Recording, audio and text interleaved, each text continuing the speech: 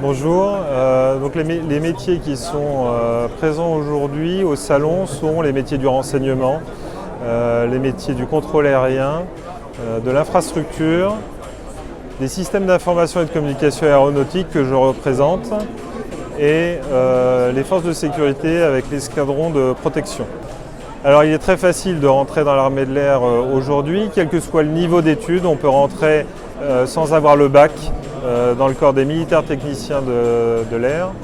À partir du moment où on a un bac, même un bac pro, on peut rentrer dans le corps des sous-officiers.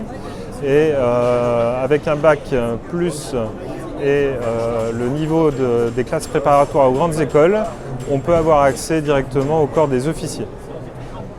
Oui, alors je suis le commandant d'une unité des systèmes d'information et de communication aéronautique qui consiste à assurer le maintien en conditions opérationnelles et la haute disponibilité des systèmes radars et radio qui nous permettent de voir et d'échanger avec les pilotes qui sont dans leur avion dans le ciel.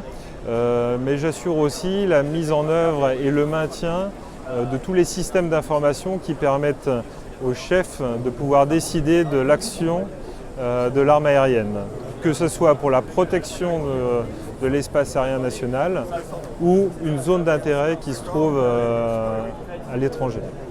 Oui, absolument, c'est un axe d'effort très important depuis plusieurs années. On a besoin de personnel, quel que soit le niveau, pour entrer dans l'armée de l'air parce que les niveaux de responsabilité sont différents. On a besoin l'an dernier de 3500 personnes et ce chiffre est reconduit pour 2020.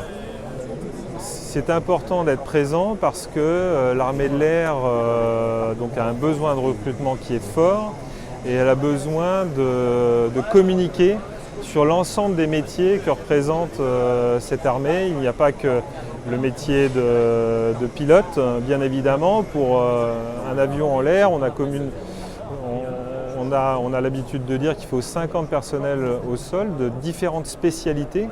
Donc il est important que toutes ces spécialités soient connues par le public qui serait intéressé par le milieu de l'armée de l'air et chacune de ces spécialités offre la perspective d'une carrière tout aussi enthousiasmante.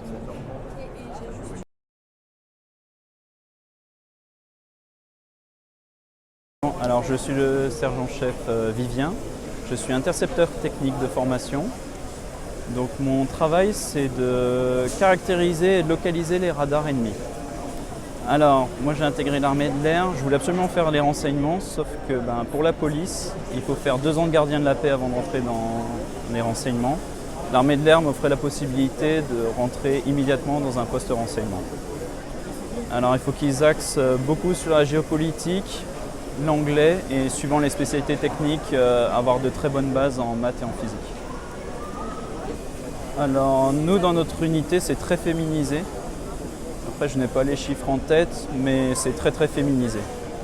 Moi je dirais que pour la place des femmes dans l'armée de l'air, actuellement on est à un taux de 23 ou à 25% de présence de femmes dans l'armée de l'air.